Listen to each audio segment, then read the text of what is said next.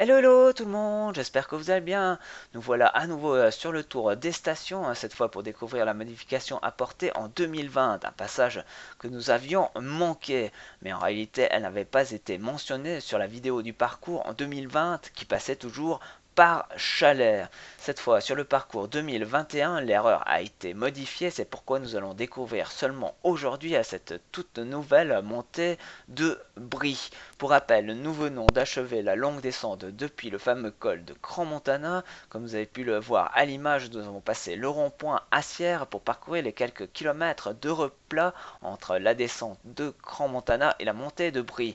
Enfin, ce n'est pas tout à fait plat, car après cette légère descente, nous allons devoir remonter pour apercevoir le lac de Gérande sur notre droite. Une montée très courte où nous retrouverons rapidement une descente légèrement plus longue que la montée, et cela jusqu'au prochain rond-point.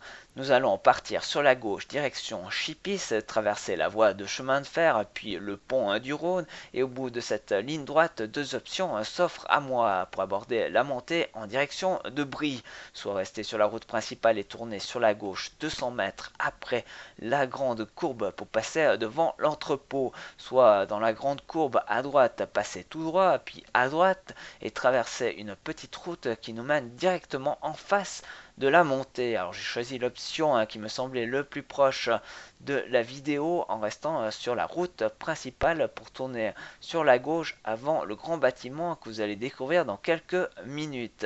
Et c'est à partir de là que nous entrons dans cette montée dont les tout premiers kilomètres sont plutôt ardus. La dernière fois que je suis monté par cette route, cela remonte à plus de 3 ans. J'avais souvenir d'un bitume bien marqué, pas forcément dans un bon état, et dont le rendement donne une impression d'une pente encore plus sévère. Aujourd'hui, sur un bitume entièrement refait et bien plus roulant, la pente pour autant est toujours la même. J'ai tout de même une sensation de plus grande facilité, alors que les dernières fois, il m'a fallu mettre beaucoup plus d'énergie pour essayer de garder une bonne vitesse de croisière. Une fois ce passage franchi, la pente va se radoucir, elle va rester assez régulière avec quelques petits replats, même un faux plat montant après la grande courbe que vous allez découvrir dans quelques minutes, puis elle va se redresser graduellement sans pour autant aller dans les extrêmes. C'est à la hauteur de Brie que nous allons retrouver une pente plus douce et gagner à nouveau de la vitesse. Pas ma route préférée parce qu'elle est à l'ombre et que la route n'est généralement pas dans un bon état, même si son départ s'est nettement amélioré. Elle a l'avantage d'être beaucoup moins fréquentée que la route principale depuis Chalais, ce qui veut aussi dire que durant l'hiver, elle n'est pas salée ni même déblayée. Cela, je vais le découvrir à mes dépens quelques kilomètres plus haut.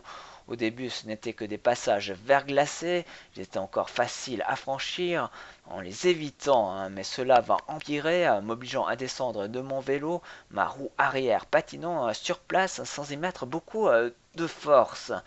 Alors un peu de marche ne fait de mal à personne, surtout sur quelques mètres et dans quelques virages. Mais arrivé plus haut, je me retrouve sur une route complètement enneigée. Alors je pense pouvoir franchir le cap sur mon vélo de route en m'imaginant être comme sur un fat bike. Mais le constat est là, ma roue arrière patine sur la neige même en la dégonflant légèrement.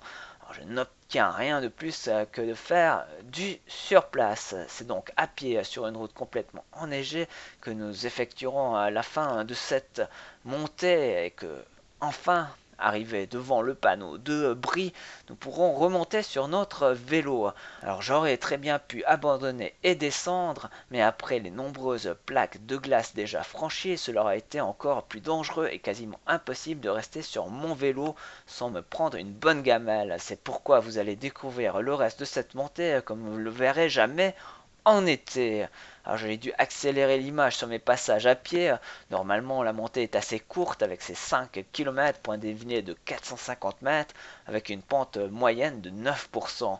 Mais tous ces obstacles entre les plaques de glace et la neige m'ont souvent obligé à monter tout en douceur. C'est pourquoi cette vidéo est un peu plus longue que prévu.